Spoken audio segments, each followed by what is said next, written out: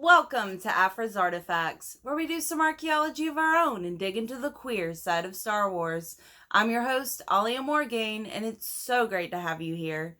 Well, this week we're going to be talking about my absolute favorite queer couple in all of Star Wars canon, Dr. Aphra and Magna Tolvan, aka Tolphra. So they are a wonderful representation of a romantic relationship that doesn't work out but comes full circle to reconciliation and respect and care. And it is absolutely beautiful. It's what we would all want from our, quote, failed relationships. As I've said before, I'm friends with some of my exes, and so this is very familiar to me, being so drawn to someone and then it not working out and then being still friends with them in the end. So this is a great representation of what we would all want our relationships to end up happening as if they weren't going to work out. So let's start off with an introduction to Magna Tolvan, Imperial Officer Magna Tolvan. When we are first introduced to her in Dr. Aphra's 2016-19 comic run in issue number 3, I thought maybe this was just another Imperial. They keep adding all these new Imperials to the mix. They're all interesting. They're all cool characters. But I was like, okay, so this is just another Imperial they're adding to the mix. But instead, it ended up that she is super important to Dr. Aphra's story. And so she finds herself in issue number 3 all the way through issue number 40 in Empire Ascendant, which was the follow-up comic that concluded the series, along with a few others. And so she's a very important character, and I dearly love Magna Tolvan.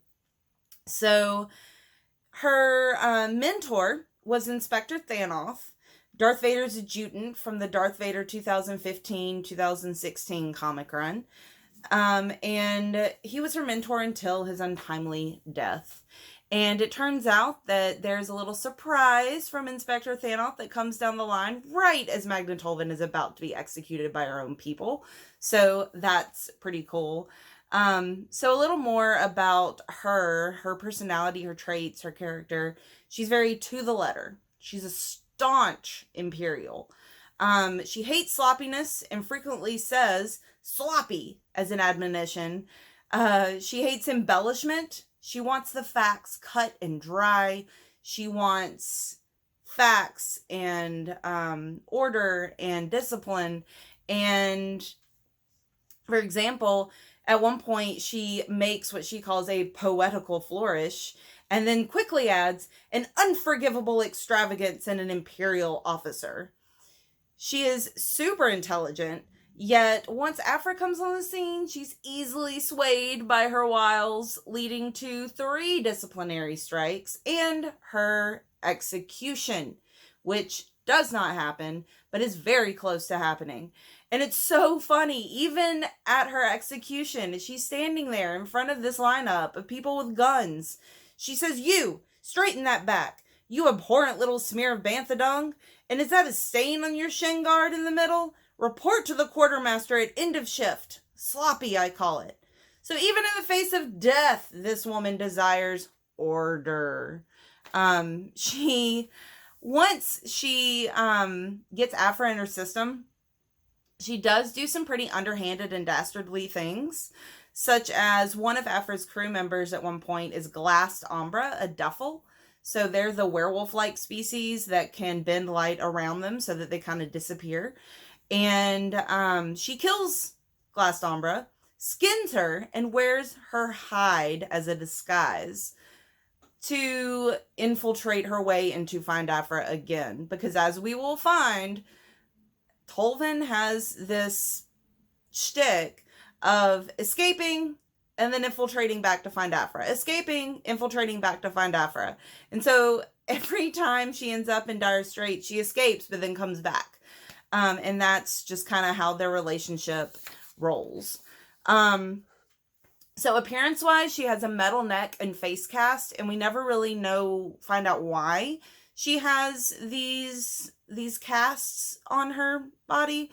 But it could be there's a reference made to the mess she made with security on Edu.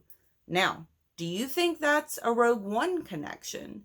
Because I think it is. I think maybe she was responsible for the security on Edu, and when the rebels attacked, it totally blindsided her and caused her to be demoted, and in the explosions that occurred, she ended up having to get medical fixes by getting the cast on her neck and face. So an interesting thing about her character, similar to Sana, is that although she starts off strictly loyal to the Empire, as she has experiences with Dr. Aphra, including falling in love with her, she ends up joining up with the rebels. So Sana, she has sort of a tenuous relationship with the rebels, whereas Tolvan completely becomes ingrained in the rebels. She is a staunch rebel at one point. And it's really cool because she still never strays from her strict interpretation of discipline. She still calls people sloppy. And she brings to the rebellion this kind of getting your hands dirty, real and dark side of things that Rogue One and Cassian Andor did so well. So that's really cool to see that side of the rebellion still shown. So her story as a whole, though, is intricately intertwined with Dr. Aphra's. We have this wonderful full circle romance where we go from beginning flirtations to first kiss to infatuation to love to betrayal to anger and finally to reconciliation. So in the next video, I'm going to be talking about how Aphra and Tolvan meet. So how they first saw each other, beginning this wonderful whirlwind of a romance that I dearly, dearly care about. So remember to like the video, subscribe to the channel, comment down below on what you think about Magna Tolvan.